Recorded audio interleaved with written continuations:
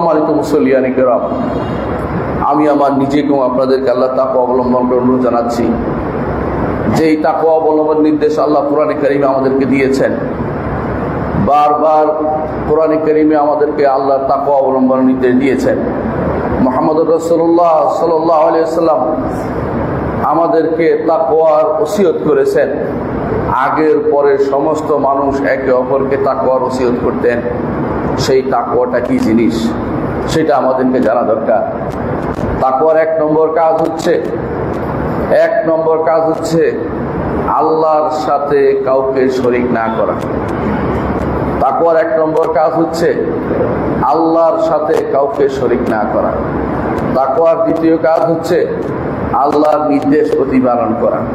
তাকওয়ার 3 নম্বর কাজ হচ্ছে আল্লাহর নিষিদ্ধ জায়গায় নিজেকে না নেয়া। আর 4 নম্বর কাজ হচ্ছে যত মুস্তাহাব আমল সেগুলি করা। সবই তাকওয়ার অন্তর্ভুক্ত। একজন মানুষ তাকওয়ার অধিকারী হতে পারলে সেই ব্যক্তি জান্নাতে যেতে পারবে। আল্লাহ তাআলা ঘোষণা করেছেন, এই জান্নাত আমরা ওয়ারিশ করব তাদেরকে যারা মুত্তাকি হবে। যতক্ষণ পর্যন্ত একজন মানুষ তাকওয়ার অধিকারী না হবে ততক্ষণ কেউ জান্নাতে যেতে পারবে না। জান্নাতে যাওয়ার জন্য তাকওয়া খুবই জরুরি।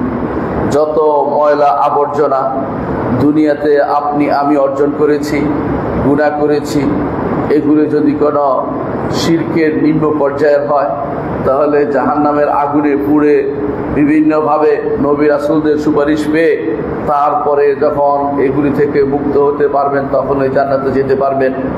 আর যদি এগুলি থেকে যায় জান্নাতে যাওয়ার কোনো সুযোগ থাকবে না।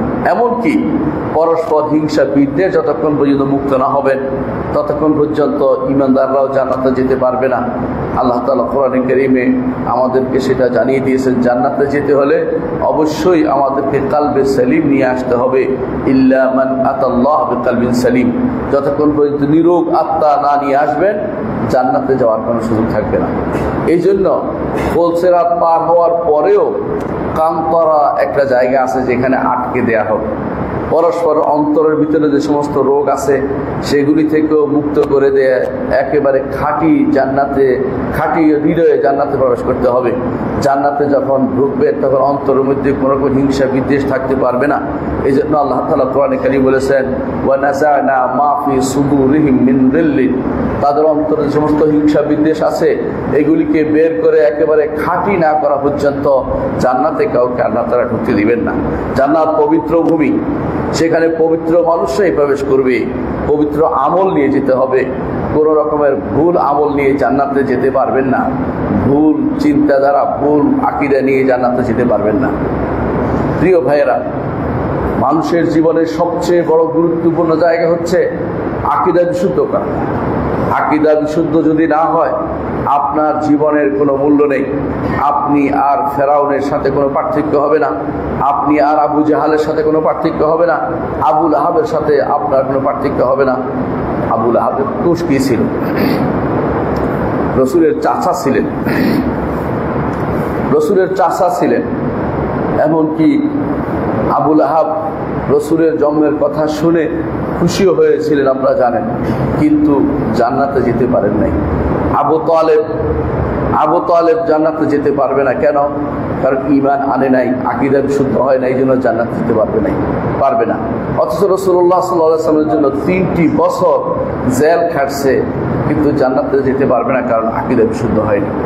আকীদা বিশুদ্ধ এত গুরুত্বপূর্ণ জিনিস যে এর উপরে দিন নির্ভর করছে, পুরো দিনটা এর উপর নির্ভর করছে। আল্লাহ তাআলা কোরআনে কারীমে বলেছেন, ওয়া মান ইয়াকফুর বিল ঈমান ফাকাদ হাবিতা আমালুহু ওয়া হুয়া ফিল আখিরাতি মিনাল খাসিরিন।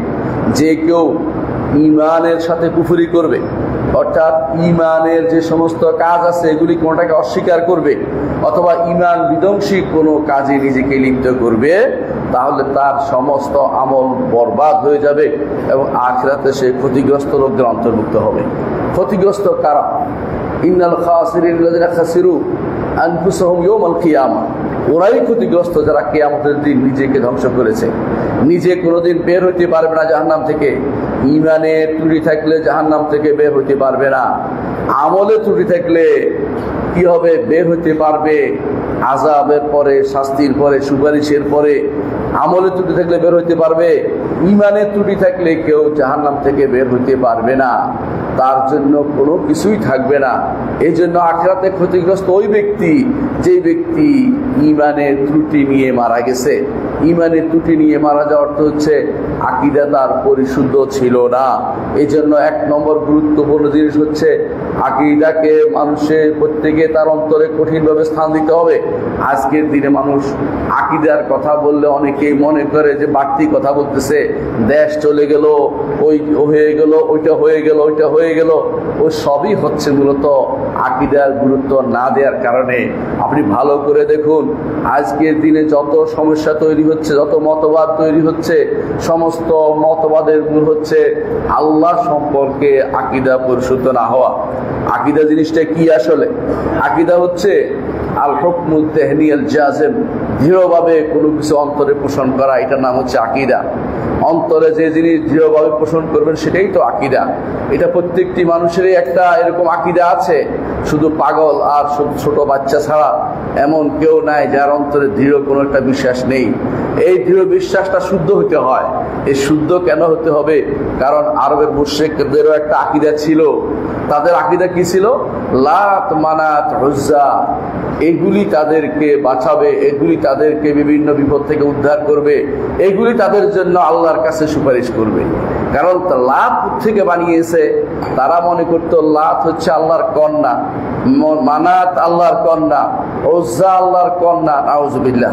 তারা আল্লাহর কন্যা সাব্যস্ত করত। আপনারা শুনেছেন এই দেশে অনেক জায়গাতে আছে আল্লাহর ওলি সাব্যস্ত করে, তাদের কাছে অনেকে অনেক কিছু চায় যে এরা আল্লাহর কাছে বললে আল্লাহ শুনবে।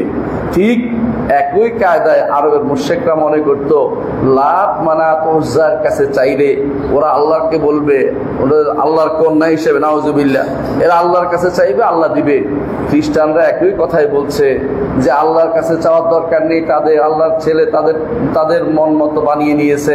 ঈসা আলাইহিস সালাতু ওয়াস সালাম আল্লাহর দাস ছিলেন, তাকে আল্লাহর ছেলে বানিয়ে তার পূজা করছে, যে তার কাছে চাইলেই সব হয়ে যাবে। আজ অনেক মানুষ এই বাংলাদেশের আনাচে কানাচে অনেক মানুষ আছে যারা এই সমস্ত মাধ্যম ধরে মনে করে জান্নাতে যেতে হবে, মাধ্যম ধরে মনে করে বিপদ থেকে উদ্ধার পেতে হবে। তাদের যে ধারণা সেটা হচ্ছে যে আমরা তো আল্লাহর কাছে যেতে পারি না, আমরা তো গুনাহগার বান্দা। এই যে ধারণাটা, এটাই হচ্ছে জাহিলি ধারণা। জাহিলি যুগে মনে করতো এটাই যে আমরা কি আল্লাহর কাছে চাইতে পারি নাকি, আমরা চাইবো এদের কাছে, এরা আল্লাহর কাছে চাইবে।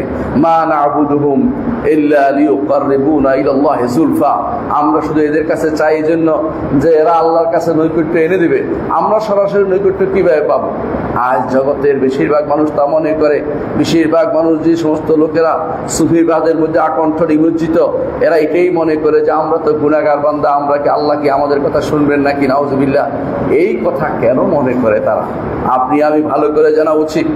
আল্লাহ তাআলা কোরআনে কারীম বলেছেন, উদউনি আস্তাজিব লাকুম, আমাকে ডাকো আমি তোমার ডাকে সাড়া দেব। আমাকে ডাকো আমি তোমার ডাকে সাড়া দেব। এই আল্লাহ তাআলাকে যে ব্যক্তি ডাকবে, আল্লাহ তাআলা তার ডাকে সাড়া দিবেন ওয়াদা করেছেন। যত বড় পাপিষ্ঠ হোক না কেন, আল্লাহর কাছে ডাকলে আল্লাহ তার ডাকে সাড়া দিবে। 99 জনকে হত্যাকারী ব্যক্তিও আল্লাহর দিকে যাচ্ছিল, হিজরত করে যাচ্ছিল, এমনকি সে যেতে পৌঁছতে পারেনি, তারপর আল্লাহ তাকে ক্ষমা করে দিয়েছে, কারণ সে চেষ্টা করেছে। আপনি আমি যত পাপিষ্ঠ হই না কেন, কোনো মাধ্যমের দরকার নেই। আমার রব কোনো মাধ্যম নিয়োজিত করেননি। আমার রব সরাসরি বলেছেন, ওয়াইজা সাআলাকা ইবাদি আন্নী ফাইন্নী করিবুন উজিবু দাওয়াতাদ দাঈ ইযা দাআন। যখন আমার বান্দারা প্রশ্ন করে আমার সম্পর্কে যে কিভাবে আমার কাছে চাইবে, বলুন আমাকে ডাকলেই আমি তার ডাকে সাড়া দেব। আমি তার নিকটে, তিনি আরশের উপর থেকেও বান্দার নিকটে, কারণ যখনই বান্দা ডাকে আল্লাহকে, আল্লাহ তাআলা তার ডাকে সাড়া দেন। বান্দা শুধু ডাকতে দেরি, আল্লাহ তার ডাকে সাড়া দিতে দেরি করেন না। বান্দা যদি ডাকে আল্লাহর কাছে একটু এগিয়ে যায়, হাদিসে আছে রাসূলুল্লাহ সাল্লাল্লাহু আলাইহি ওয়াসাল্লাম বলেছেন, কেউ যদি আল্লাহর দিকে এক বিগত এগিয়ে যায়, আল্লাহ তার দিকে এক হাত এগিয়ে আসেন। কি জন্য? যাতে তার ডাকে সাড়া দেন। কারণ বান্দার এই ডাক, আল্লাহ আমি জুলুম করেছি, আল্লাহুম্মা ইন্নী যালামতু নাফসি যুলমান কাসীরা, ওয়া ইন্নাহু লা ইয়াগফিরু যুনুবা ইল্লা আনতা ফাগফিরলি মাগফিরাতাম মিন ইনদিকা ওয়ারহামনি ইন্নাকা আনতাল গফুরুর রহিম। রাসূলুল্লাহ সাল্লাল্লাহু আলাইহি ওয়াসাল্লাম বলেছেন, একজন মানুষ যখন সেটা বলে, আল্লাহ তাআলা বলেন, আমার বান্দা বুঝতে পেরেছে, স্বীকার করছে যে তাকে ক্ষমা করে দেওয়ার আর কেউ নাই আমি ব্যতীত, আমি তাকে ক্ষমা করে দিলাম। একজন মানুষ যদি আল্লাহর কাছে নিজেকে সঁপে দেয়, আল্লাহ তাকে ক্ষমা করে দিবেন। সেটা না করে আপনি কেন চৌকিদার ধরতেছেন, কেন দফাদার ধরতেছেন? সরাসরি আল্লাহর দরবার আপনার জন্য উন্মুক্ত, আল্লাহর দরবার উন্মুক্ত। আল্লাহর কাছে চাইলেই তিনি আপনাকে ছাড় দিবেন, আপনাকে তিনি গুনাহ থেকে মুক্ত করে দিবেন। আমাদের মধ্যে সন্দেহ হয় কি, দুনিয়ার বুকে রাজা বাদশাদের কাছে যাওয়ার জন্য যেভাবে মাধ্যম লাগে, আমাদেরও সেরকম মাধ্যম ধরতে হবে। এটা একটা ভুল ধারণা। কেন ভুল ধারণা বুঝিয়ে বলি, শোনেন। রাজা বাদশাদের কাছে যেতে তারা দেয় না কেন? এক নম্বর হচ্ছে তারা নিজেরা আপনার অভাব সম্পর্কে জানে না। ওই মাধ্যম দিয়ে বলাইতে হয় যে উনি একটা বিপদে আছে, ওনার সমস্যাটা এই, একজনে যে কানে কানে বলবে, আরে তিনি মনে মনে অনুমোদন করবে। আল্লাহ তাআলা এ থেকে মুক্ত, তিনি বান্দার অন্তরে কি আছে সেটা জানেন। ইয়ালামুস সিররা ওয়া আখফা, যেটা সির গোপন জিনিস জানেন, গোপনের চেয়ে গোপন এখনো আসেনি, সেটাও আমার রব্বুল আলামিন জানেন। আপনার যাবতীয় অবস্থা তিনি পুরোপূর্ণভাবে ওয়াকিফাল, তিনি জানেন আপনার কি অবস্থা আছে। আপনি শুধু ডাকলেই হবে, তিনি আপনার ডাকে সাড়া দিবেন। দুনিয়ার বুকে ইতিপূর্বে যারাই গুনাহ করেছে, যারাই কোনো না কোনো কিছু অপরাধ করেছে, আল্লাহকে ডেকেছে, আল্লাহকে ডেকে তারা সে আল্লাহর কাছ থেকে গুনাহ ক্ষমা করে নিতে পেরেছে। ইতিপূর্বে যারাই কোনো কিছু চেয়েছে, নবীরা চেয়েছে, চিন্তা করে দেখেন, যখনই চেয়েছে তখন আল্লাহর কাছে চেয়েছে। কি বলেছেন? বলেছেন ইজনাদা রাব্বাহু নিদান খাফিয়া। জাকারিয়া আলাইহিস সালাতু ওয়াস সালাম তার রবের কাছে চেয়েছেন নিদান খাফিয়া, খুবই গোপনে, কিছু কেউ শুনতেও পায় না, নিজে নিজে চাইছেন আল্লাহর কাছে। আল্লাহ তাআলা সেটা কোরআনে উল্লেখ করে দিয়েছেন এবং সেটাকে স্থায়ী করে দিয়েছেন এবং বলেছেন যে এটা এইভাবে চাইতে হয়। তিনি চেয়েছেন যে রব্বি ইন্নী ওয়াহানাল আযমু মিন্নী ওয়াশতাআলা রাসু শাইবা, আল্লাহ আমার হাড়গুলি নরম হয়ে গেছে, চুলগুলি সাদা হয়ে গেছে। ওয়াশতাআলা রাসু শাইবা ওয়ালাম আকুম বিদুআইকা রাব্বি শাকিয়া, আপনাকে ডেকে আমি কোন হতভাগা হইনি। আমি চাচ্ছি আল্লাহ আমাকে একটা সন্তান দিন, যেই সন্তান এই হবে ইয়ারিসুনি ওয়া ইয়ারিসু মিন আলি ইয়াকুবা ওয়াজআলহু রাব্বি রাদিয়া, এবং সে হবে ওয়ারিস হবে, আমার ওয়ারিস হবে, আল ইয়াকুবের ওয়ারিস হবে, এবং সে সন্তোষভাজন হবে। চেয়েছেন, আল্লাহ দিয়েও দিয়েছেন। আপনি কি চিন্তা করেছেন? একজন নারী চেয়েছে, একজন নারী চেয়েছে, আল্লাহ তাকেও দিয়ে দিয়েছে।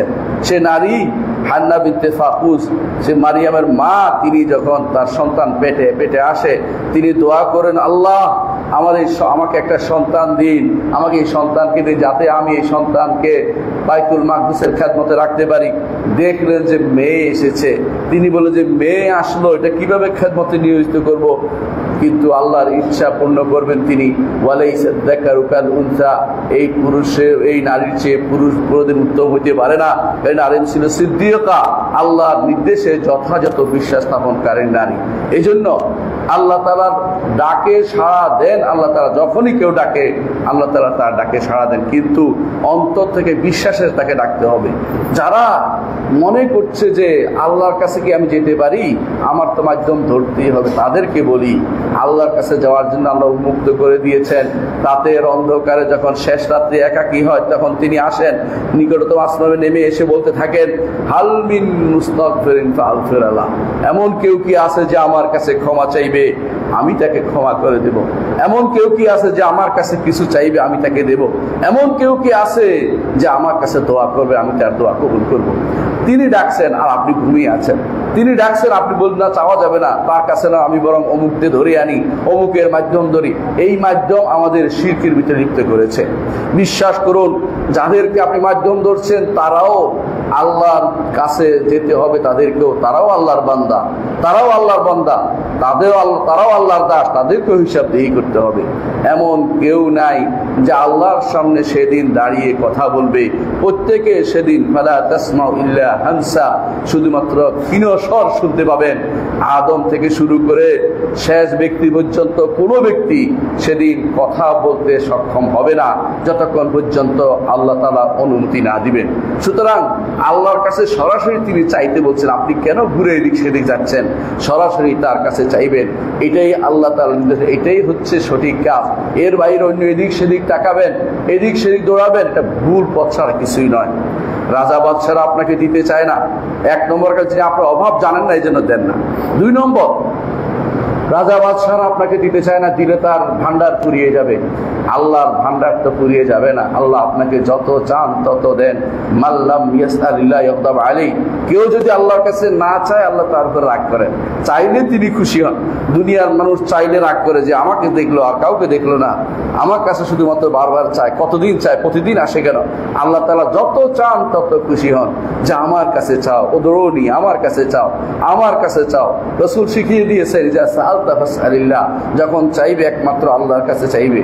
ওয়াইজা আস্তাআনতা ফাস্তাইন বিল্লাহ, যখন সাহায্য চাইবে আল্লাহর কাছে, আল্লাহ সাহায্য নিবে, আর কারো কেউ তোমাকে সাহায্য করতে পারবে না। শত মানুষ চেষ্টা করলো, রাসূল বলেছেন দুনিয়ার সমস্ত মানুষ একত্রিত হলো তোমার কোনো উপকার করতে পারবে না। আল্লাহ যেটা মঞ্জুর করেছেন সেটা ব্যতীত। আর দুনিয়ার সমস্ত মানুষ তোমার ক্ষতি করতে চাইলো, আল্লাহ যদি সেটা ক্ষতি মঞ্জুর না করেন, তারা তোমার কোনো ক্ষতি করতে পারবে না। সুতরাং একমাত্র চাইতে হলে আমার রব্বুল আলামিনের কাছে চাইবেন, কারো কাছে কিছু চাইবেন না। এইটা হচ্ছে আকীদার একটি জিনিস, যেটা আমরা ভুলে যাই। এটাই হচ্ছে আকীদা, যে আমার রব্বুল আলামিনের কাছে আমাকে ধর্ণা দিতে হবে। দুনিয়ার মানুষ আর একটি কারণে, দুনিয়ার রাজা বাদশারা আপনাকে দিতে চায় না। সেটা কি? দিলে এক সময় আমার উপরে বেশি বেড়ে যাবে, আগ বেড়ে যাবে। আবার দিতে চায় না কেউ কেউ, যে নির্বাচনের সময় তাহলে দিলে লাভ হবে, ভোটটা পাবো। এই সমস্ত কিছু তো আমার রব্বুল আলামিনের সাথে খাপ খায় না। তাহলে কেন আপনি আমার রব্বুল আলামিন, যিনি আপনার জন্য সব সময় দানের জন্য, যিনি দেওয়ার জন্য তিনি আছেন, তার নাম হচ্ছে ওয়াহাব, তার নাম হচ্ছে করিম, তিনি দান করেন, তিনি মতি, তিনি সবকিছু দিচ্ছেন, তারপরে আপনি বলেন যে না, আমি তো আপনার কাছে চাইতে পারি না, হুজুরের কাছে যাচ্ছি, অমুকের কাছে যাচ্ছি, মাজারের কাছে যাচ্ছি। এগুলি যদি আপনি চান, আপনি তো ঈমানদার থাকতে পারবেন না। আপনি এখন পর্যন্ত জাহিলি যুগটাকে চিনতে পারেননি। এই জন্য ওসমান ইবনে আফফান রাদিয়াল্লাহু আনহু বলেছেন যে যেই ব্যক্তি ইসলামের মধ্যে বড় হবে, জাহিলিয়াতকে চিনবে না, সেই ব্যক্তি ইসলামের রজ্জুকে একটা একটা করে ছিঁড়ে ফেলবে, একটা একটা করে ছিঁড়ে ফেলবে। কারণ সে জানে না যে রাসূলুল্লাহ সাল্লাল্লাহু আলাইহি ওয়াসাল্লাম কোন প্রেক্ষাপটে এসেছেন, কিসের দাওয়াত দিয়েছেন, এই বিষয়টা অবশ্যই জানতে হবে। এই জন্য প্রথম কাজ হচ্ছে আকীদা বিশুদ্ধ করা। আকীদা বিশুদ্ধ করা হচ্ছে প্রথম কাজ। এবং এই জন্য আল্লাহ তাআলা মানুষদেরকে সৃষ্টি করেছেন এই জিনিসটাকে যথাযথ বাস্তবায়ন করার জন্য। তিনি বলেছেন ওমা খালাকতুল জিন্না ওয়াল ইনসা ইল্লা লিয়াবুদুন, মানুষ এবং জিনকে শুধুমাত্র আমার ইবাদতের জন্যই সৃষ্টি করেছি। এই ইবাদতের তাফসীর করেছে ইবনে জারীর তাবরি রাহমাতুল্লাহ আলাইহি, ইল্লা লিওয়াহিদুন, আমার তাওহীদ প্রতিষ্ঠার জন্য, একমাত্র আমার কাছেই ধর্ণা দেওয়ার জন্য আমি তাদেরকে সৃষ্টি করেছি। তারা আমি সৃষ্টি করেছি, অন্যের কাছে চাইবে, এটা হতে পারে না। কোরআনে কারীমের প্রথম নির্দেশ হচ্ছে এই জন্য তাওহীদ। আল্লাহ তাআলা কোরআনে কারীম বলেছেন ইয়া আইয়ুহান নাস উবুদু রাব্বাকুমুল্লাযী খালাকাকুম ওয়াল্লাযীনা মিন ক্বাবলিকুম লাআল্লাকুম তাত্তাকুন। হে মানুষেরা, ইবাদত করুন সত্তার, যিনি তোমাদেরকে সৃষ্টি করেছেন। আপনি ভালো করে জানেন আপনার স্রষ্টা আল্লাহ। আপনার স্রষ্টা কোনো পীর নয়, বুজুর্গ নয়, আপনার স্রষ্টা কোনো মাজার নয়, আপনার স্রষ্টা একমাত্র আল্লাহ তাআলা। তিনি যেহেতু আপনার স্রষ্টা, একমাত্র তারই ইবাদত করতে হবে। আর ইবাদতের প্রকারের মধ্যে একটি হচ্ছে আল্লাহর কাছে চাওয়া। আল্লাহর কাছে চাওয়া, এটা হচ্ছে একজন বান্দার ঐকান্তিক কামনা। অন্তরের মধ্যেও কেউ কেউ আল্লাহর কাছে অন্তর দিয়েও চায়, মুখেও চায়, কর্মকাণ্ডেও চায়। যেইভাবে চান না কেন আল্লাহর কাছে চাইতে হবে। সব রকমের ইবাদত একমাত্র আমার আল্লাহর দিকে নিবেদিত করতে হবে। যতক্ষণ পর্যন্ত তা না হবে, ততক্ষণ পর্যন্ত আপনি আল্লাহ তাআলা আমাদেরকে যে জন্য সৃষ্টি করেছেন সেটা বাস্তবায়ন করতে পারবেন না। আল্লাহ সৃষ্টি করেছে আমাদেরকে তার ইবাদত করতে, একমাত্র তার ইবাদত করতে। ইবাদত তো অনেকেই করে, আরবের মুশরিকরা আল্লাহর ইবাদত করতো। আপনারা ভালো করে জানেন, আবু জাহাল কিন্তু হজ করতো। আবু জাহাল কাবা ধরে কাঁদতেছে, আল্লাহর কাছেও কাঁদতেছে, তা আল্লাহর ইবাদত সে করতো। কাবা ধরে কাঁদতেছে। বদরের আগের রাত্রিতে, বদরের যুদ্ধে যাওয়ার আগের রাত্রিতে কাবা ধরে কাঁদতেছে, আল্লাহ আমাদের ভাই যে ব্যক্তি শত্রুতা লাগিয়ে দিয়েছে, আমাদের ঐক্য নষ্ট করে দিয়েছে, বুঝেন তো? আরবের মুশরিকরা দাবি করতে তারা ঐক্যের মধ্যে আছে, অথচ ঐক্য ছিল না, অনৈক্যের মধ্যেই ছিল। কিন্তু ঐক্য কিসের বিরুদ্ধে? তাওহীদের বিরুদ্ধে তাদের ঐক্য ছিল। এই জন্য তারা এই দাওয়াতের বিরুদ্ধে গিয়ে বলতেছে, যে ব্যক্তি আমাদের ভাই ভাইয়ে শত্রুতা তৈরি করে দিয়েছে, যে ব্যক্তি আমাদের ভাই ভাইয়ের মধ্যে, আমাদের সন্তান এবং পুত্রের মধ্যে শত্রুতা তৈরি করে দিয়েছে, আমাদের পরিবারে ভাঙ্গন করে তৈরি করে দিয়েছে, আল্লাহ আগামী দিন তাকে পিষে ফেলুন। বদদোয়া করছে কার কাছে? আল্লাহর কাছে। কার বিরুদ্ধে? মুহাম্মদুর রাসূলুল্লাহ সাল্লাল্লাহু আলাইহি ওয়াসাল্লাম বিরুদ্ধে। তো সেই ব্যক্তি আল্লাহকে মানে, আল্লাহর ইবাদত করে। সমস্যা হচ্ছে হুবলকে কাঁধে নিয়ে চলে গেছে যুদ্ধের ময়দানে, এবং বলতেছে ও হুবল, হুবলের জয়ধ্বনি হোক বলতেছিল, কিন্তু আবার আল্লাহর কাছেও চাচ্ছে। এই দুইটা একসাথে চলতে পারে না। এই দিন হচ্ছে আবু জাহালের দিন। আবু জাহালের দিনের দুইটা একসাথে চলে, আল্লাহর দিন ইসলামের দুইটা একসাথে চলে না। কারণ ইসলাম হচ্ছে আল ইসতিসলাম লিল্লাহি বিত্তাওহীদ, তাওহীদ নিয়ে আল্লাহর কাছে আত্মসমর্পণ, ওয়াল ইনকিয়াদ লাহু বিত্তাআ, আনুগত্য ডালা মেলে দিতে হবে, ওয়াল বারাআতু মিনাশ শিরক ওয়া আহলিহি, শিরক এবং মুশরিকদের থেকে নিজেকে বিমুক্ত ঘোষণা করতে হবে। তিনটি জিনিস না হলে কেউ মুসলিম হতে পারে না। মুসলিম হওয়ার জন্য তিনটি জিনিস মুখস্থ করে নেবে। এক নম্বর হচ্ছে তাওহীদ নিয়ে আল্লাহর কাছে আত্মসমর্পণ। দ্বিতীয় হচ্ছে আনুগত্য, আল্লাহর নির্দেশের কাছে, নিষেধের কাছে, তার নির্দেশ নিষেধকে মানার জন্য, আনুগত্য করার জন্য নিজেকে একেবারে পরিপূর্ণভাবে প্রস্তুত করে নিতে হবে, যে আল্লাহর নির্দেশ মেনে চলবো, নিষেধ পরিত্যাগ করে চলবো। আর তিন নম্বর হচ্ছে যে সমস্ত শিরিক এবং মুশরিকদের থেকে নিজেকে বিমুক্ত ঘোষণা করব, তাদের সাথে আমার কোনো সম্পর্ক থাকতে পারবে না। এটা শিক্ষা দিয়েছেন ইব্রাহিম আলাইহিস সালাতু ওয়াস সালাম। তিনি প্রথম মুসলিম হিসাবে, তিনি প্রথম মুসলিম, নিজের মুসলিম নাম ঘোষণা করেছেন। সেই হিসাবে তিনি প্রথম ঘোষণা দিয়েছেন যে কোরআনে কারীম আল্লাহ তাআলা আমাদেরকে জানিয়ে দিয়েছেন, তিনি বলছেন যে ইন্নী ওয়াজ্জাহতু ওয়াজহিয়া লিল্লাযী ফাতারাস সামাওয়াতি ওয়াল আরদা হানিফান ওয়া মা আনা মিনাল মুশরিকিন। ইন্নী ওয়াজ্জাহতু ওয়াজহিয়া লিল্লাযী ফাতারাস সামাওয়াতি ওয়াল আরদা হানিফান ওয়া মা আনা মিনাল মুশরিকিন। আমি আমার চেহারাকে একমাত্র আমার রব্বুল আলামিনের দিকে ফিরাচ্ছি, যিনি আসমান এবং জমিন সৃষ্টি করেছেন, এবং আমি তার দিকে একান্তভাবে, তার দিকেই আমি প্রত্যাবর্তন করছি। আমি মুশরিকদের সাথে কোনো সম্পর্ক নাই। যখন ইব্রাহিম আলাইহিস সালাতু ওয়াস সালাম তার সাথীরা বলেছিল, তোমরা যাদের সাথে শিরিক করো তা থেকে আমি সম্পূর্ণ মুক্ত। ঈমানদার হতে হলে সবার সাথে সম্পর্ক আপনার চলবে না। ঈমানদার মুশরিকের সাথে সম্পর্ক রাখতে পারে না। মুশরিকদের সাথে বিমুক্ত ঘোষণা করা ঈমানের দায়িত্ব। যদি আপনি মনে করেন যে এই কথা বললে তো মন খারাপ হয়ে যাবে, এই কথা বললে তো ছেলে রাগ হয়ে যাবে, এই কথা বললে তো বাবা রাগ করে ফেলবে, তাহলে আপনি কিন্তু এখন পর্যন্ত ঈমানের স্বাদ পাননি। মুহাম্মদুর রাসূলুল্লাহ সাল্লাল্লাহু আলাইহি ওয়াসাল্লাম বলেছেন, যে ব্যক্তি, সেই ব্যক্তি ঈমানের স্বাদ পেয়েছে যে ব্যক্তি ইসলাম গ্রহণ করার পরে কুফরের দিকে ফিরে যাওয়াকে তেমনি ভয় করে যেমনি একজন মানুষ আগুনে নিক্ষিপ্ত হওয়াকে ভয় করে, সেরকম ভয় করে। সেরকম ভয় আপনার থাকা উচিত। আমরা অতি বিনা কষ্টে পেয়ে গেছি ইসলাম, এই জন্য আমরা ইসলামের দরদ বুঝিনি। যারা ইসলামকে গ্রহণ করে নিয়েছে নতুন করে, তারা বুঝে ইসলাম কি জিনিস। আপনারা অনেকেই বাবা মুসলিম ছিল বলে ছেলে মুসলিম হয়েছি, এই জন্য অনেক সময় ইসলামের মর্যাদা আমরা বুঝতে পারিনি।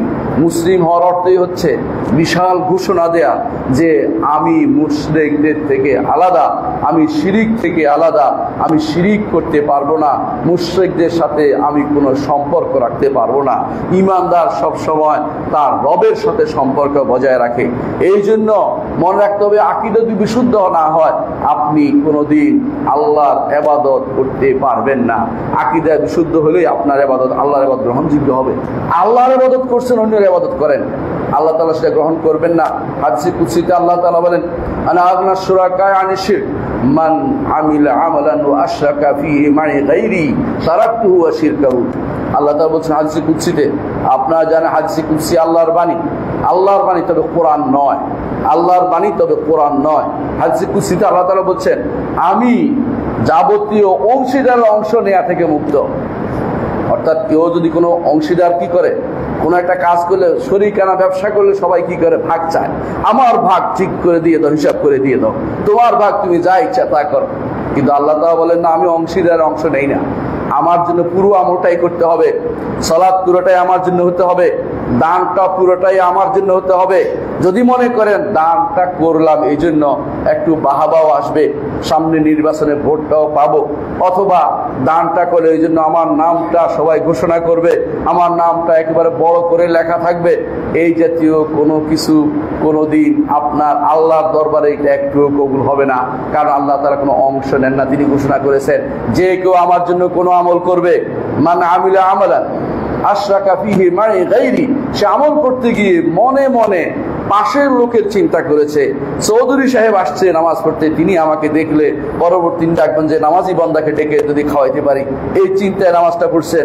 ইমাম সাহেব শিরিক করেছেন, ইমামের সালাত নষ্ট, ইমামের ইমামের ইবাদত সব পণ্ড, ইমামের কোনো কিছু আল্লাহর দরবারে আর গ্রহণযোগ্য হয়নি। মনে রাখতে হবে আল্লাহকে পুরোপুরি দিতে হবে।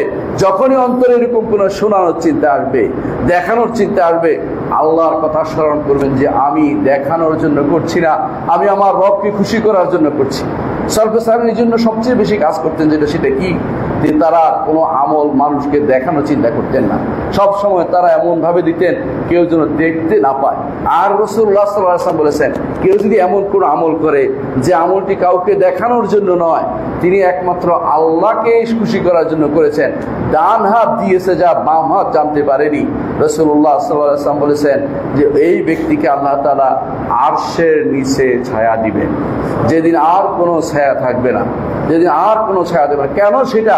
এই জন্য যে সে এইটাতে কাউকে শরীক করেনি।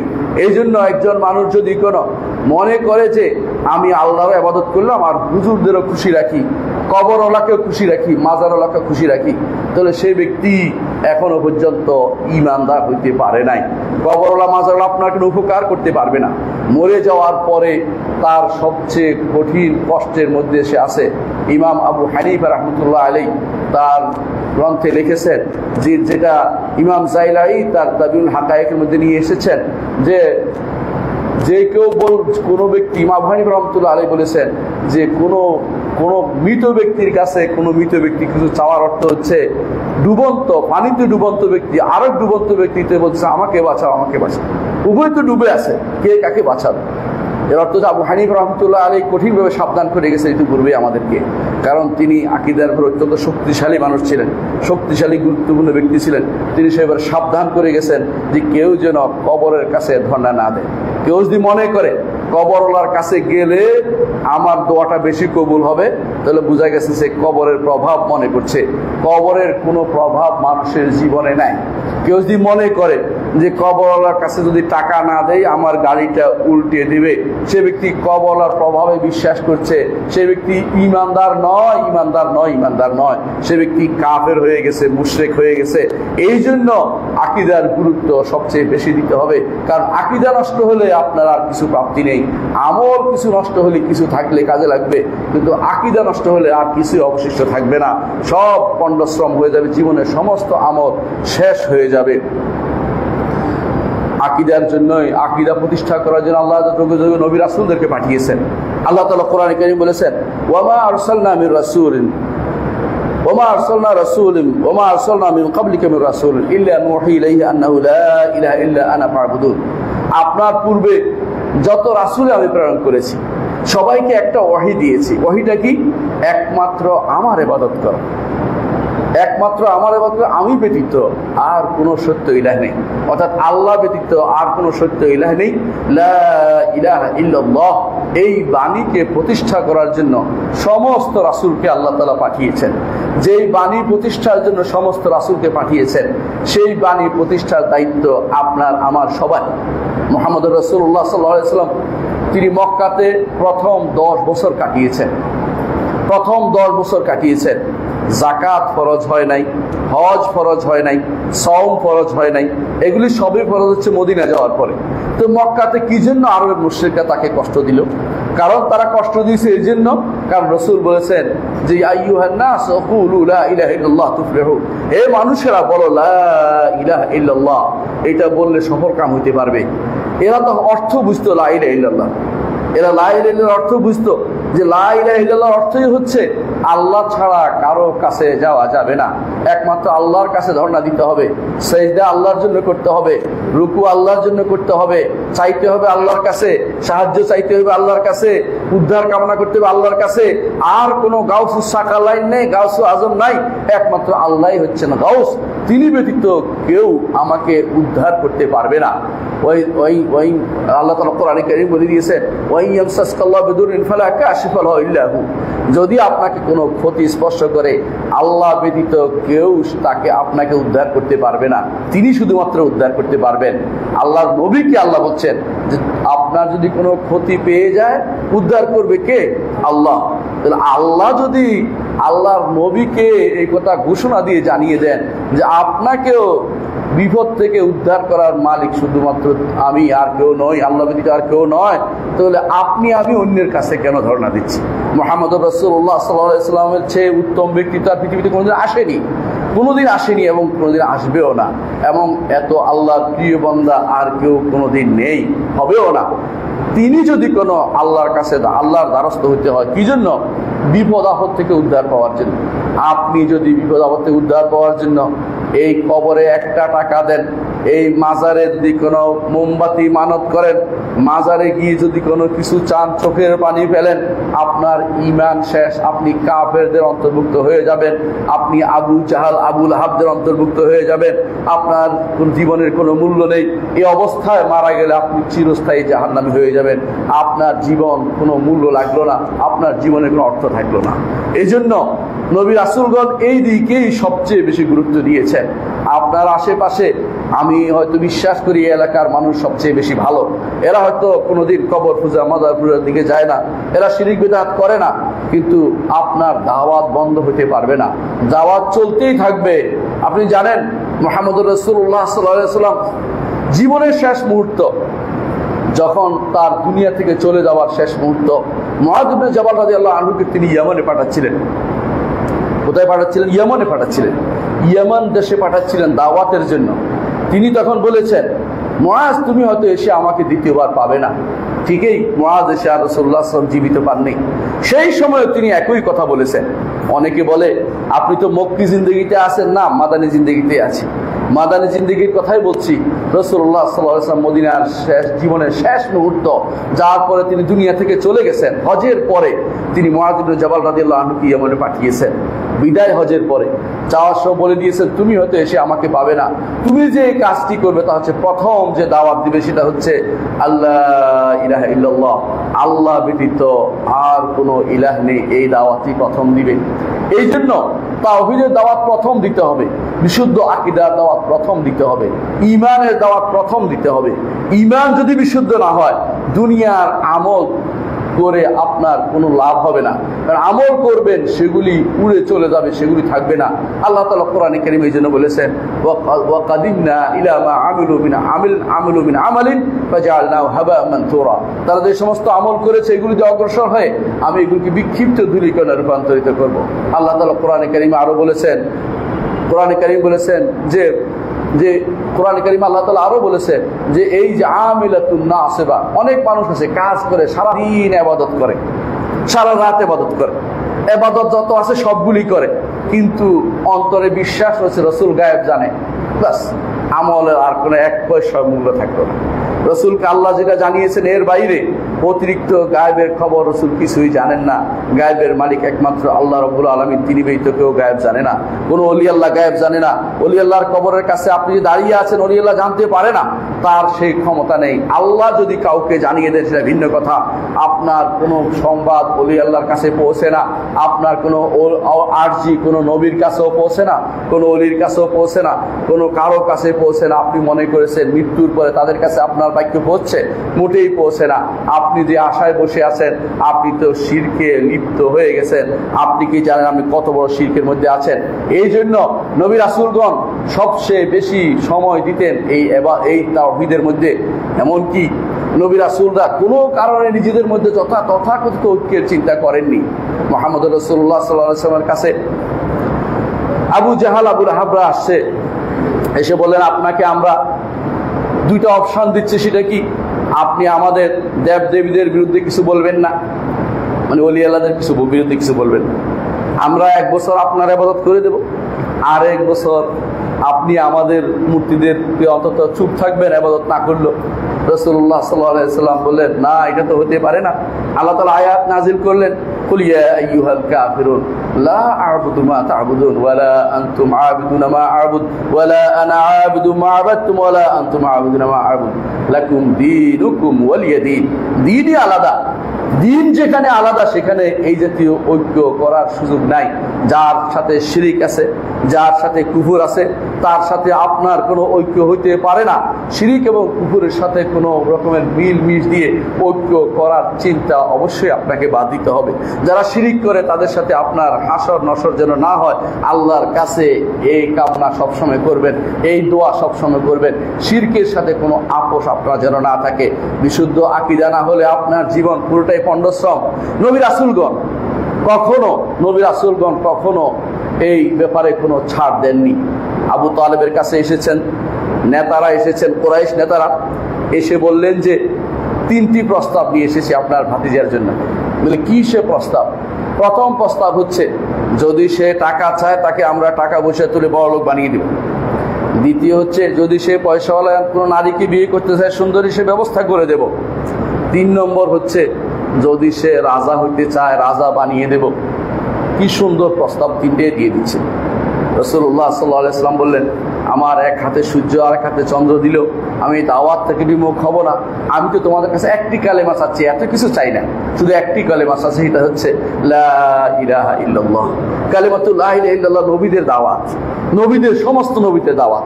কোন নবী এর বিকল্প দাওয়াত দেননি।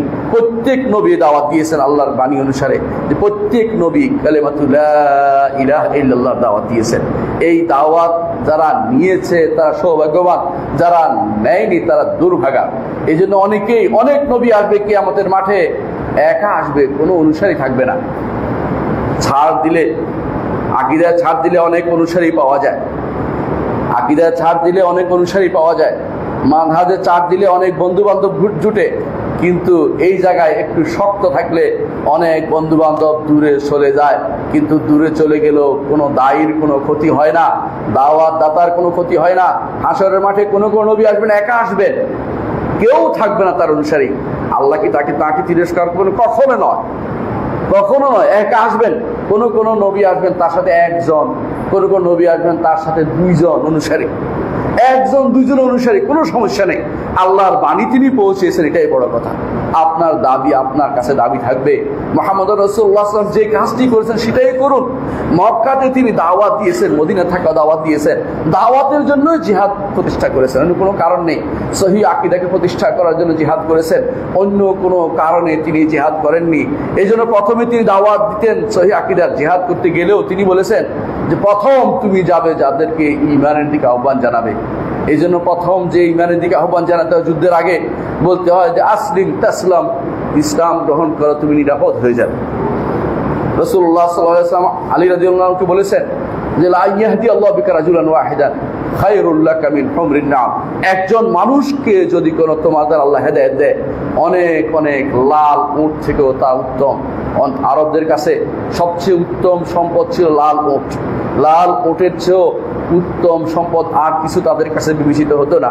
এখন যেমন আপনাদের কাছে অনেক বেশি প্রয়োজন, অনেকে মনে করেন টাকা পয়সা, তখন লাল উটকে তারা বেশি গুরুত্ব দিত।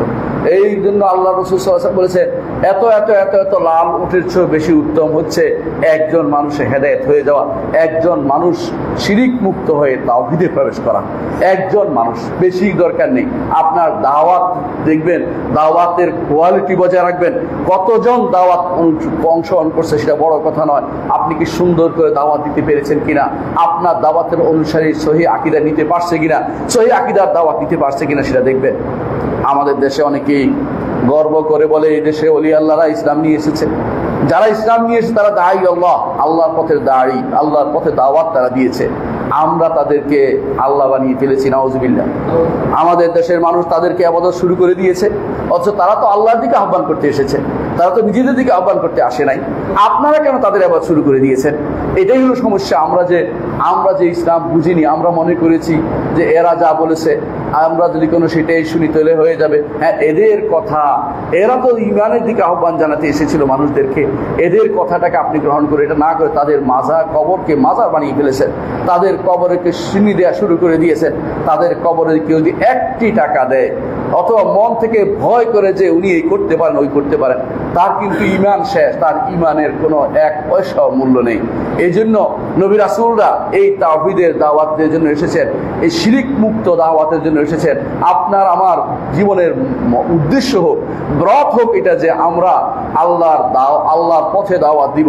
কত মানুষ গ্রহণ করছে বড় কথা নয়, কত মানুষকে আমি বিশুদ্ধ আকীদার দাওয়াত দিতে পেরেছি, বিশুদ্ধ মানহাজে রাখতে পেরেছি, এটা বড় কথা। আপনারা কম হতে পারেন, সংখ্যায় কম হতে পারেন, কিন্তু কোনোভাবেই নিজেকে হীনমন্যতায় ভোগার কোনো সুযোগ নেই।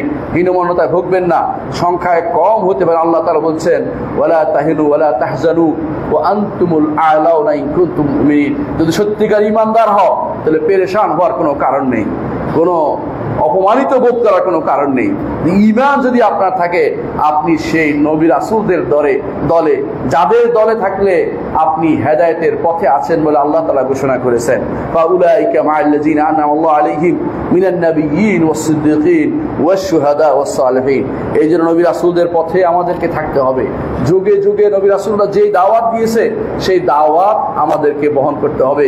নতুন কোনো দাওয়াত নয়, নবী রাসূলদের দাওয়াত। নবী রাসূলরা কি দাওয়াত দিয়েছেন দেখেন, 10টি বছর মেরাজের আগ পর্যন্ত সালাতও ফরজ হয় নাই। মেরাজের রাত্রিতে 5 ওয়াক্ত সালাত ফরজ হয়েছে। এর আগে সকালে 1-2 রাকাত সালাত ছিল, আর রাতে 2 রাকাত সালাত ছিল, আর নফল সালাত ছিল। তাহাজ্জুদ পড়তেন রাসূলুল্লাহ সাল্লাল্লাহু আলাইহি ওয়াসাল্লাম। কিন্তু ফরজ সালাত এসেছে 10 বছর পরে। অথচ 10 বছর, এই 10টি বছর রাসূলুল্লাহ সাল্লাল্লাহু আলাইহি ওয়াসাল্লাম কিসের দাওয়াত দিলেন? কিসের দাওয়াত? শুধু তাওহীদের দাওয়াত দিয়েছেন, বিশুদ্ধ আকীদার দাওয়াত দিয়েছেন। তিনি বিভিন্ন বাজারে বাজারে যেতেন আর বলতেন আইয়ুহান নাস কুলু লা ইলাহা ইল্লাল্লাহ, হে মানুষেরা বলো লা ইলাহা ইল্লাল্লাহ তুফলিহু, সফল কাম হতে পারবে। এটা বললে তোমরা সফল কাম হতে পারবে। কিন্তু তারা বলতো না। আর পিছন দিক থেকে আবু লাহাব পাথর মেরে বলতো তার কথা শুনো না, সে পাগল, সে কবি, ইত্যাদি ইত্যাদি। তার কথা শুনো না, তার কথা শুনো না, এটা বলতো। নিজের ঘরের মানুষ যখন বিরোধিতা করে চাচা, তখন সেটা অনেক কষ্টের হয়। আল্লাহ তাআলা আয়াত নাযিল করলেন তাব্বাত ইয়াদা আবি লাহাবি ওয়া তাব মা আগনা আনহু মালুহু ওয়া মা কাসাব সায়াসলা নারান যাতা লাহাব ওয়া ইমরাতুহু হাম্মালাতাল হাতাব ফি জিদিহা হাবলুম মিন মাসাদ। আল্লাহ তাআলা তার নবীকে সান্ত্বনা দিলেন যে আবু লাহাব এই অবস্থায় চলে যাবে। আবু লাহাবের 5 সন্তান ইসলাম গ্রহণ করেছে। তারাও এই আয়াত পড়তো, কোরআনে আয়াত পড়তো। বাবার জন্য তারা বেশি গোড়ামি করে এটা বলে নাই আমার বাবার বিরুদ্ধে কথা বলেছে আমি কেন শুনবো, এটা নয়। না, তারা ইসলামকে গ্রহণ করে নিয়েছে। আপনার বাবাও ভুল হইতে পারে, আপনি সঠিক পথে চলে আসুন। আপনার সন্তান ভুলে যেতে যেতে ভুল পথে চলে যেতে পারে, আপনি আল্লাহর পথে চলে আসুন। আল্লাহ তাআলা আপনাকে আপনার অন্তর দেখে বিচার করবেন, সন্তান দিয়ে আপনার বিচার করবেন না। অনেক সন্তানের কারণে বাবাকে তিরস্কৃত হয়েছে। নূহ আলাইহিস সালাম তার সন্তানের জন্য যখন সুপারিশ করেছে, আল্লাহ তাআলা তাকে কঠিনভাবে তিরস্কার করেছেন। ইয়া নূহ ইন্নাহু লাইসা মিন আহলিক ইন্নাহু আমালুন গায়রু সালিহ ফালা তাসআলনি মা লাইসা লাকা বিইলম ইন্নী আ'ইদুকা আন তাকুনা মিনাল জাহিলিন। নূহ, তার আমল ভালো নয়, সে আপনার ঈমানদার পরিবারের সন্তান নয়, সে কাফের হয়ে গেছে। আমি আপনাকে নসিহত করছি, আপনি দ্বিতীয়বার যদি কোনো তার জন্য সুপারিশ করেন, জাহেলদের খাতায় আপনার নাম লেখা হয়ে যাবে। এই জন্য নূহ আলাইহিস সালাম তিনি আল্লাহর কাছে ইস্তেগফার করেছেন যে আল্লাহ, আমি আর দ্বিতীয়বার কাজটি করবো না, আল্লাহ আপনার কাছে ক্ষমা চাই। এই জন্য ঈমানদার পিতাও পুত্রের কোনো উপকার করতে পারে না, ঈমানদার পুত্র পিতার কোনো উপকার করতে পারবে না। ইব্রাহিম আলাইহিস সালাম তিনি পিতার জন্য হেন কোনো চেষ্টা বাদ দেন না, সবগুলি করেছেন। ইয়া আবাতে ইয়া আবাতে ইয়া আবাতে, আপনি কোরআনে পাবেন হে প্রিয় পিতা, হে প্রিয় পিতা বলেছেন। পিতা একটু শোনেন নাই, বলছে ওয়াহজুরনি মালিয়া, আমাকে ছেড়ে চলে যাও। তিনি বাবাকে ছেড়ে চলে এসেছেন। তিনি আল্লাহর কাছে বলেছে আল্লাহ, আমার বাবা জাহান্নামে যাবে, এটা কেমনে হয়? আল্লাহ তাআলা বলছেন তুমি তোমার পায়ের দিকে তাকাও। হাদিসে এসেছে পায়ের দিকে তাকিয়ে দেখবেন যে এমন বিদঘুটে একটা প্রাণী পড়ে আছে, তিনি সেটাকে নিজ হাতে জাহান্নামে ফেলে দিবেন, কিন্তু কাফেরের জন্য সুপারিশ তিনি করতে পারবেন না, কারণ কাফেরদের জন্য কোনো জান্নাত আল্লাহ হারাম করে দিয়েছেন। বাবা হয়েছে ছেলে হয়েও বাবার জন্য কিছু করতে পারেন নাই। এই জন্য ইব্রাহিম আলাইহিসসালাম যেভাবে পিতার জন্য কিছু করতে পারেন নাই, আপনিও আপনার বাবার জন্য অনেক কিছু করতে পারবেন না, কিন্তু নিজেকে বাঁচাতে হবে। নিজেকে বাঁচাও, নিজের পরিবারকে জাহান্নামের আগুন থেকে বাঁচানো, এটা খুবই গুরুত্বপূর্ণ জিনিস। এই জন্য আপনাকে ঈমানটাকে আপনার অবশ্যই পরিশুদ্ধ করতে হবে। মনে রাখবেন, আল্লাহ তাআলা এই কিতাব কোরআন নাজিল করেছে, সমস্ত কিতাব নাজিল করেছে এই আল্লাহ আকীদা বিশুদ্ধ করার জন্য, তাওহীদের জন্য, ঈমানের জন্য। এই জন্য যে সমস্ত কিতাবে ঈমানের কথা নাই, এগুলো আল্লাহর কিতাব নয়। ঈমানের কথা নাই। আমাদের যে সমস্ত ধর্ম, আমাদের দেশে পাশাপাশি অনেক ধর্ম বসবাস করে, আপনারা জানেন, ইসলাম ব্যতীত অন্য অনেক ধর্ম বসবাস করে, এদের কিতাবে ঈমানের কথা নাই, এদের কিতাবে তাওহীদের কথা নাই। মানুষ যদিও বানিয়ে বানিয়ে কথা বলে, বানিয়ে বানিয়ে অনেকে অনেক কথা বলতে পারে, বাস্তবে এগুলিতে কোনো ঈমানের কথা নাই। আমি এগুলির উপরে পিএইচডি করেছি, আমি জানি এই জন্য এগুলিতে তাওহীদের কোনো কথা নাই, ঈমানের কোনো কথা নেই। এই জন্য এগুলি আল্লাহর কিতাব হইতে পারে না। এগুলি মানুষের বানোয়া গ্রন্থ, মানুষের নিজেদের বক্তব্য লিখে রেখেছে। এগুলির সাথে আল্লাহ তাআলার কিতাবের কোনো সম্পর্ক নেই। আল্লাহর প্রত্যেকটি কিতাব নাজিল হয়েছে আকীদা বিশুদ্ধ করার জন্য। কোরআনে কারীম আল্লাহ তাআলা বলেছে, আলিফ লাম রা কিতাবুন উহকিমাত আয়াতুহু সুম্মা ফুসসিলাত মিন লাদুন হাকীমিন খাবীর। এই কিতাব নাজিল হয়েছে আল্লাহর পক্ষ থেকে, মজবুত সুদৃঢ় করে, যিনি হাকিম এবং খাবীর, তিনি হিকমতওয়ালা এবং তিনি সবকিছু খবর রাখেন। কি জন্য নাজিল হয়েছে কিতাব? আল্লাহ তা'বুদু ইল্লাল্লাহ, একমাত্র আল্লাহর ইবাদত করো, তার সাথে কারো ইবাদত করো না। ইন্নানি লাকুম মিনহু নাযীর, আমি তার পক্ষ থেকে ভীতি প্রদর্শনকারী। এই কোরআন নাজিল হয়েছে তাহলে এই তাওহীদের আকীদা বিশুদ্ধ করার জন্য। কিতাব যখন নাজিল হয়েছে কোরআনে কারীম, তার শুরুটা যখন হয়েছে সেখানেও একই কথা বলা হয়েছে। কি বলা হয়েছে? ইকরা ওয়া রাব্বুকাল আকরাম আল্লাযী আল্লামা বিল কলম ইকরা বিসমি রাব্বিকাল্লাযী খলাক খলাকাল ইনসানা মিন আলাক। পড়ো তোমার রবের নামে, যিনি তোমাকে সৃষ্টি করেছেন, অন্য কারোর জন্য নয়, কাউকে খুশি করার জন্য নয়, একমাত্র রব্বুল আলামিনকে খুশি করার জন্য পড়তে বলা হয়েছে। এই কোরআন নাজিল হয়েছে আমাদের হেদায়েতের জন্য। এই কোরআন দেয়া হয়েছে তাওহীদের দাওয়াতকে প্রতিষ্ঠা করার জন্য সর্বপ্রথম, তারপরে শরিয়া প্রতিষ্ঠা করবেন। আকীদা এবং শরিয়া দুটো মিলে হচ্ছে দ্বীন। দ্বীন হচ্ছে আকীদা, শরিয়া এবং আখলাক। এই তিন জিনিসের নাম। এই তিন জিনিসের প্রথম হচ্ছে আকীদা। এটা যদি ঠিক না থাকে, বাকি দুইটার কোনো মূল্য নেই। আপনি অত্যন্ত উত্তম চরিত্র দেখাচ্ছেন মানুষের সাথে, কিন্তু আল্লাহর সাথে উত্তম চরিত্র আপনি দেখাননি যদি কোনো আপনার আকীদা শুদ্ধ না হয়। আকীদা শুদ্ধ হলে আল্লাহ তাআলা যা বলেছেন তাতে বিশ্বাস করবেন। আকীদা শুদ্ধ হলে আল্লাহ তাআলা যা নির্দেশ দিয়েছেন তা মেনে চলবেন। আকীদা শুদ্ধ হলে আল্লাহ যা নিষেধ করেছে তা পরিত্যাগ করবেন। আর আকীদা যদি শুদ্ধ না হয়, তাহলে আপনি কোনোদিন এগুলি করবেন না। মানুষের সাথে যত উত্তম ব্যবহারই করেন না কেন, সেগুলি আল্লাহর দরবারে কোনো মূল্য নেই। আল্লাহর দরবারে সেটা কোনো সামান্যতম মূল্য থাকবে না। এই জন্য প্রথম যে কাজটি করা দরকার, আমাদেরকে আকীদা বিশুদ্ধ করে যেতে হবে। যুগে যুগে মানুষরা ঈমান এবং কাফের বিবেচিত হয়েছে এই আকীদার কারণেই, আর কোনো কারণ নেই। আবু জাহাল, আবু লাহাবরা কেন কাফের হয়েছে? কারণ তারা লা ইলাহা ইল্লাল্লাহ আকীদা, বিশুদ্ধ আকীদা গ্রহণ করতে তারা রাজি হয়নি। আকীদার জন্য জিহাদকে ফরজ করা হয়েছে। কোরআনে কারীম আল্লাহ তাআলা আমাদের জন্য বলেছেন যে ওয়াকাতিলুম হাত্তা লা তাকুনা ফিতনা, শিরক মুক্ত না হওয়া পর্যন্ত জিহাদ চালিয়ে যেতে হবে।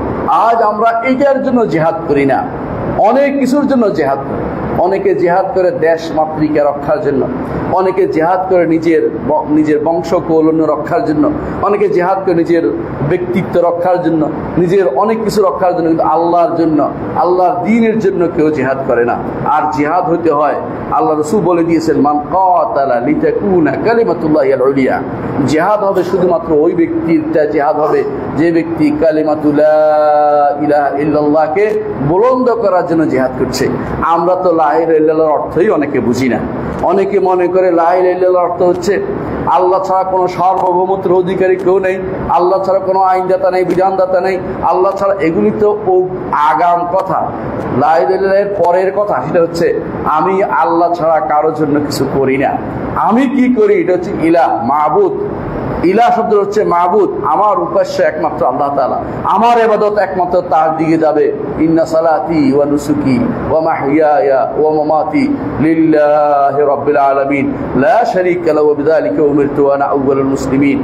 যেভাবে ইব্রাহিম আলাইহিস সালাম শিক্ষা দিয়েছেন সেভাবে যে আমার জীবনের সমস্ত কর্মকাণ্ড এক আল্লাহমুখী হবে, এইটাই হচ্ছে লা ইলাহা ইল্লাল্লাহর অর্থ। এইটা নয় যে আল্লাহ এটা দিয়েছেন ওইটা দিয়েছেন, এটা তো রুবুবিয়তের অর্থ। এটা রব ইলাহ অর্থ হচ্ছে আমার থেকে আল্লাহর জন্যই সব কাজ হবে, আমি যা করব আল্লাহ সন্তুষ্টির জন্য করব। রব হচ্ছে তিনি কি দিয়েছেন স্বীকৃতি দেব, তিনি আমাকে জীবন দিয়েছেন, মৃত্যু দিয়েছেন, তিনি আমাকে রিজিক দিয়েছেন, তিনি আমাকে সন্তান দিয়েছেন, তিনি আমাকে সুস্থতা দিয়েছেন, এগুলি হচ্ছে রুবুবিয়তের অংশ। আর ইলাহ অর্থ লা ইলাহা ইল্লাল্লাহ অর্থ হচ্ছে আমি আল্লাহর জন্য সবকিছু করব, আমি ইবাদত আল্লাহর জন্য করব, আমি চাইবো আল্লাহর কাছে, আমি সাহায্য চাইবো আল্লাহর কাছে। এইটা যদি কোনো না হয়, আমি যদি ভয় করি আল্লাহকে ভয় করব, আমি যদি কোনো আশা করি আল্লাহর কাছে আশা করব, আমি যদি ভরসা করি আল্লাহর উপরেই ভরসা করব, এইটা যদি ঠিক না হয় তাহলে লা ইলাহা ইল্লাল্লাহ অর্থ আপনি বুঝেননি। লা ইলাহা মুখে বলেন কিন্তু অন্তরের বিরোধিতা করেন। আরবের মুশরিকরা এবং আমাদের মধ্যে লা ইলাহা ইল্লাল্লাহর পার্থক্যটা কি বুঝেন? আরবের মুশরিকরা লা ইলাহা ইল্লাল্লাহর অর্থ বুঝতো। কি বলেছে? আজাল আলিহাতা ইলাহান ওয়াহিদা ইন্না হাযা লাশাইউন উজাব। সমস্ত মাবুদদেরকে এক মাবুদ বানিয়ে দিল। এটা বড় আশ্চর্য কথা।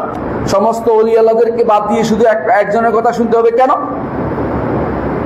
এটা হলো তাদের কথা। তারা বুঝছে লা ইলাহা ইল্লাল্লাহর অর্থ হচ্ছে আমি আর কারো কাছে ধর্ণা দিতে পারবো না, কারো কাছে কিছু চাইতে পারবো না, কাউকে বেশি ভালোবাসতে পারবো না, কারো কাছে আমি আশা করতে পারবো না, কারো উপরে ভরসা করতে পারবো না, কাউকে ডাকতে পারবো না, কারোর কাছে উদ্ধার কামনা করতে পারবো না। এটা ঠিকই বুঝছে, এই জন্য তারা বলতে চাইতো না। কিন্তু আমরা লা ইলাহা ইল্লাল্লাহ বলি। লা ইলাহা ইল্লাল্লাহ বলতে বলতে কখনো কখনো আমরা লাফিয়ে লাফিয়ে উপরের দিকে উঠি, কিন্তু আবার আমরা ওই পীরের দরবারে ধর্ণা দেই, পীরের কাছে চাই, আবার ওলি আল্লাহর নাম দিয়ে তাদের কাছে কাউকে গাউস নাম দিচ্ছে, কাউকে কুতুব, কাউকে আবদাল, কাউকে ওকাবা, কাউকে নোতাবা, ওজাদা, নোতাবা, দুনিয়ার সব নাম দিয়ে তাদেরকে ডাকছি। অনেকেই মনে করে গাউস সাকালাইন, আব্দুল কাদের জিলানী রহমতুল্লাহ আলাইহি তিনি কি গাউস সাকালাইন? নিঃসন্দেহে তিনি একজন আল্লাহর নেক বান্দা ছিলেন বলে আমরা ঈমান রাখি। আমরা এতটুকু ঈমান রাখি, কিন্তু জান্নাতি বলার ক্ষমতা আমাদের নাই, কারণ নবী রাসূলরা বলেন, নবী বলে দেন নাই। কিন্তু তিনি নেককার বান্দা ছিলেন বলে আমরা ঈমান রাখি। তার বাহ্যিক যত আমল ছিল, তার কিতাব ছিল, সবগুলি ভালো, কিন্তু তাই বলে তাকে গাউস বলে ফেলবেন? মহা উদ্ধারকারী। গাউস আজম অর্থ মহা উদ্ধারকারী, যেখানে উদ্ধার করার মালিক হচ্ছে একমাত্র আল্লাহ তাআলা। তিনি ব্যতীত কেউ আপনাকে বিপদ থেকে উদ্ধার করতে পারবে না। সেখানে আপনি যদি কোনো তাকে বলেন মহা উদ্ধারকারী, আপনার ঈমান কোথায় থাকবে আপনি কি চিন্তা করে দেখেছেন? এটা কখনো হতে পারে না। এই জন্য অনেক মানুষ আজ আশেপাশে অনেক জায়গাতে এইভাবে ছোট ছোট গাউস বানিয়ে, গাউসের কুতুব বানিয়ে রাখছেন এবং লেখে গাউসের সমদানি, কুতুবে রব্বানি, এই জাতীয় কথাগুলো যারা লেখেন তারা সবাই কিন্তু না জেনে শিরকে লিপ্ত রয়েছেন। অনেকে হয়তো অর্থ বুঝেন না বলে শিরকে লিপ্ত রয়েছেন, কিন্তু অর্থ বুঝলে আপনিও বলতেন না যে আল্লাহর জন্য তোর কি অবশিষ্ট রেখেছি। অনেকে মনে করে কুতুব মানে হচ্ছে জগতের বিভিন্ন প্রান্তে বিভিন্ন লোকেরা রয়েছে, তারা বিভিন্ন সময়ে আমাকে বিপদের আপদে সাড়া দিবে। এগুলি সবই কিন্তু ঈমান বিরোধী কথা। এগুলি যদি থাকে আপনি সঙ্গে সঙ্গে ঈমান চলে গেছে। আপনি আর আবু জাহালের মধ্যে কোনো পার্থক্য নেই, আপনি আর ফেরাউনের মধ্যে কোনো পার্থক্য নেই। একজন মানুষ কখনো এই জাতীয় কোনো কিছু চাইতে পারে না। আকুলু কাউলি হাযা ওয়া আস্তাগফিরুল্লাহ লি ওয়া লাকুম ওয়া লিসাইরিল মুসলিমিন ফাস্তাগফিরু ইন্নাহু হুয়াল গাফুরুর রাহিম।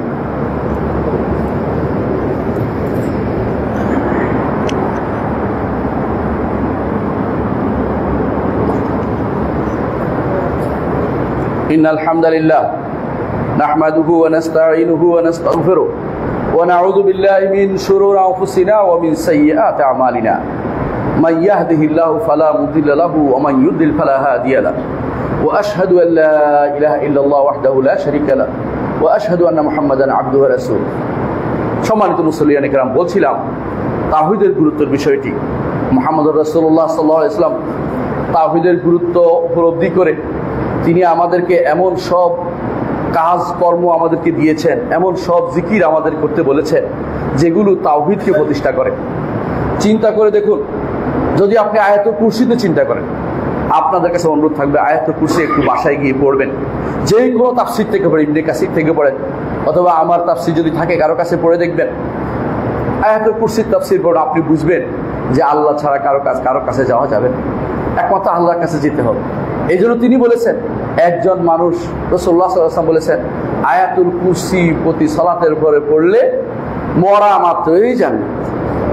পড়াটা কেন? কারণ এই জন্য অর্থ বুঝে পড়তে হবে। শুধু মুখস্থ করে তো তার মতো চলে গেলেই হবে না। সেখানে হ্যাঁ আপনি 1 খরবে 10 নেকি পাবেন, কিন্তু জান্নাতে যাওয়ার জন্য অর্থ বুঝে আপনাকে সিদ্ধান্ত নিতে হবে যে আমি অন্যের কাছে যাব কিনা, আমি আর কারো ধারণা দিব না।